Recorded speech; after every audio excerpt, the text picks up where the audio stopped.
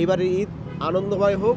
ফ্যাসিবাদ বিলোপের পর এই প্রথম ঈদে সকল পরিবারের মধ্যে একটি তৃপ্তি এবং আনন্দ ফিরে আসে। এই শহরটাকে তো আমরা আসলে একটা ন্যায্য শহর করতে চাই, ন্যায্য নগর করতে চাই।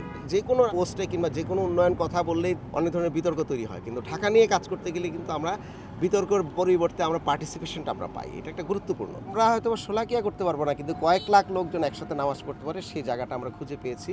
পুরাতন বাণিজ্য মেলার যে মাঠ, সেখানে প্রায় 1 লক্ষ 2 লক্ষ লোকজন একসাথে নামাজ পড়তে পারবে। 5ই আগস্টে আমরা এরকম বিভিন্ন প্ল্যাকার্ড নিয়ে আনন্দ মিছিল করতে নেমেছিলাম। একইভাবে ঈদের দিন আপনি আপনার মেসেজটা নিয়ে আপনারা আমাদের সাথে যুক্ত হন। একদম ঢাকা শহরের জনদুর্ভোগ যে জায়গাগুলোর মধ্যে আছে সেইগুলোকে আমরা প্রথম প্রায়োরিটি দিব, এবং এগুলো ডেডলাইন বেস। কোনো কাজই ডেডলাইন ছাড়া আমরা কোনো কাজ করছি না। তো সেই প্রায়োরিটির ক্ষেত্রে আমরা ভেবেছিলাম উত্তরা থেকে 12 নম্বর পর্যন্ত যেতে যে মানুষের দুর্ভোগ, এটা নিয়ে অনেক কথা হয়েছে ফেসবুকে। তো সুতরাং এটাকে আমরা প্রথম প্রায়োরিটি দিয়েছি, এবং আমরা কমিটমেন্ট দিয়েছিলাম যে রোজার মধ্যে এটা আমরা শেষ করব, যেন ঈদের উপহার হিসেবে ঢাকার লোকজন আনন্দে চলাফেরা করতে পারে। এখানে যেহেতু প্রচুর মানুষ ঘুরতে আসবেন ঈদের সময় ঢাকা থেকে, তো সুতরাং আসা যাওয়ার ক্ষেত্রে কিন্তু একটা বিড়ম্বনাটা অনেক বড়। তো সেক্ষেত্রে যেন মানুষ আনন্দ এবং নির্বিঘ্নে যেন ঘুরতে আসেন, সেটা মাথায় রেখে আমরা এটাকে আসলে আজকে উদ্বোধন করলাম, সংস্কার করলাম। এই সিটি কর্পোরেশন যখন হয়েছে তখন 36টি ওয়ার্ড নিয়ে সিটি কর্পোরেশন হয়েছে উত্তর। তার পরবর্তীতে আরও 18টি নতুন ওয়ার্ড যুক্ত হয়েছে। এগুলো আসলে গ্রাম, এখনও কিন্তু এগুলো গ্রাম। তো সেখানে কোনো উন্নয়ন অবকাঠামো নাই।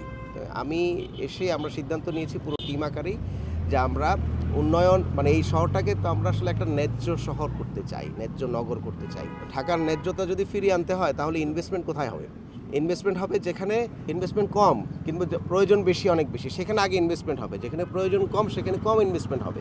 যেখানে প্রয়োজন সেখানে করতে হবে, এবং সেই জায়গায় ঢাকার সবচেয়ে বেশি প্রয়োজন হচ্ছে 18টি নতুন ওয়ার্ডের। সেটাকেও প্রায়োরিটি দিয়েছি। সেখানে আজকে 8 কিলোমিটার একটি মেইন যে আর্টারি, পূর্ব পশ্চিমের যে মূল যে রাস্তাটা এয়ারপোর্ট থেকে শুরু করে কাওলা পর্যন্ত, সেইটার দুটো ওখানে কনস্ট্রাকশন হচ্ছে। একটি ঈদের পরে ছেড়ে দেওয়া যাবে। এখন 8 কিলোমিটার আমরা যাব, গিয়ে সেটাও আমরা উদ্বোধন করব। কোনো রকমে হাঁটার জন্য মানুষজন জায়গা ছেড়েছেন, তারপরে রিক্সা চলার জায়গা ছেড়েছেন। আর্মি ছাড়া এই ধরনের কমপ্লিকেটেড সিভিল ক্রাইসিসগুলো আসলে দূর করা সম্ভব না। তারা মিলে এক ধরনের উঠান বৈঠক করেছেন প্রত্যেকটা জায়গায় গিয়ে গিয়ে, এবং প্রত্যেক বাড়িওয়ালাকে কনভিন্স করেছেন যে আপনি যদি 5 ফিট ছাড়েন, এই পাশ থেকে যদি 5 ফিট ছাড়ে তাহলে আমরা রাস্তাটা সোজা করতে পারবো, এবং এখান দিয়ে ভবিষ্যতে গাড়ি যাবে, অ্যাম্বুলেন্স যাবে। কিছুটা কাজ করা গিয়েছে, কিন্তু এটা আমরা আসলে 70 ফিট করতে হবে ভবিষ্যতে। এই প্রাথমিক স্কেলেটনটা আমরা দাঁড়া করিয়েছি। আমরা এটা একটা বড় প্রকল্প আমরা নিব, যেন ওই পুরো অঞ্চলের একটা অবকাঠামোগত পরিবর্তন হয়। ঢাকার একটা স্টোরি থাকবে, শহরের একটা স্টোরি থাকে, ঢাকার একটা গল্প থাকবে, ঢাকার একটা ইতিহাস। আমরা যখনই বলি তখন বুড়িগঙ্গা এবং বুড়িগঙ্গার পাশে সেই প্রাচীন মুঘলদের ইতিহাসের পরে কিন্তু ঢাকার গল্পগুলো আমরা এখন আর বলতে পারি না। ঢাকার গল্পগুলো এখন বললে খালি স্যাড স্টোরি মনে হয়, কিংবা সবাই দুঃখ প্রকাশ করেন। ঢাকা নিয়ে যখন আমরা কথা বলি, নির্বিশেষে মানুষজন কিন্তু পার্টিসিপেট করতে চেষ্টা করে যে এই কাজটা আগে করেন, এটা করলে ভালো হবে, এটা করলে ভালো হবে না।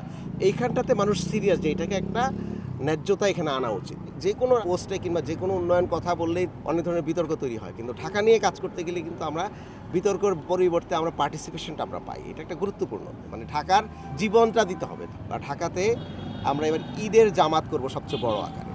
ঢাকাবাসীর লোকজন কিন্তু একসময় আফসোস করে বলতো যে আমি শোলাকিয়া যেতে পারলে খুব ভালো হতো। আমি অনেক গল্পের মধ্যে এটা শুনেছি, কারণ এত বড় ঈদের জামাত, ঈদের জামাতে কিন্তু নামাজ পড়া একটা মানুষের অনেক তৃপ্তির ব্যাপার আছে।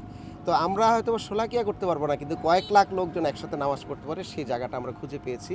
পুরাতন বাণিজ্য মেলার যে মাঠ, সেখানে প্রায় 1 লক্ষ 2 লক্ষ লোকজন একসাথে নামাজ পড়তে পারবে, এবং শুধু নামাজ পড়ে আবার বাসায় চলে যাবে সেটা না করে যেন সে একটা ফেস্টিভে অংশগ্রহণ করতে পারে।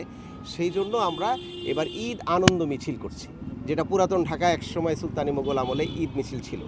আপনাদের মিডিয়ার মাধ্যমে আমরা ঢাকাবাসীকে আহ্বান জানাচ্ছি যে বড় ঈদের জামাতে নামাজ পড়ুন। ঠিক 8:30টার সময় জামাত শুরু হবে, 9টায় আমরা ঈদ মিছিলটি করব। সেই ঈদ মিছিলে পুলিশের প্যারেড করা ঘোড়া থাকবে, ঈদ মুবারকের ফেস্টুন থাকবে।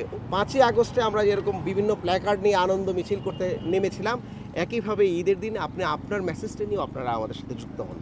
পুরাতন বাণিজ্য মেলার মাঠ থেকে 9টার সময় আমরা শুরু করব। আমরা মানিক মেয়া অ্যাভিনিউ ঘুরে সংসদ ভবনে গিয়ে শেষ করব। সবচেয়ে বড় বড় গিটার শিল্পী, বাউল শিল্পী সবাইকে মিলে আমরা রমজানের ওই রোজার শেষে এলো খুশির ঈদ, এই গানটি দিয়ে আমরা আমাদের সাংস্কৃতিক ছোট্ট একটি সাংস্কৃতিক পারফরমেন্স করব, এবং এর অন্য আরও কতগুলো পারফরমেন্সের সাথে লাস্টে আবার একই গান দিয়ে আমরা এটা শেষ করব, এবং তারপরে আমরা আপনাদেরকে মিষ্টি এবং সেমাই খাওয়াবো। এরপর একটা মেলা আছে, এই মেলাটা 2 দিন ব্যাপী চলবে, যেন ঈদের সময় যেন মানুষ ইনভলভ হতে পারে আরও অনেক বেশি।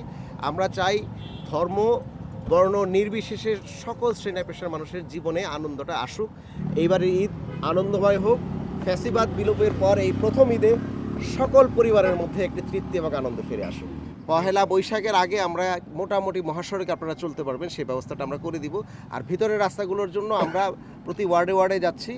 ঈদের পরে আমি যেটা করব, আমি প্রতিটি ওয়ার্ডে সমাবেশ করব, নিজে হাঁটব, নিজে হেঁটে হেঁটে দেখব যে কোন ওয়ার্ডের ক্রাইসিসটা কোথায়, সেটা ধরে আমাদের টিমগুলো খুবই ফাংশনাল, চেষ্টা করব যত দ্রুত সম্ভব প্রায়োরিটি ধরে ধরে আমরা এই কাজটি করার।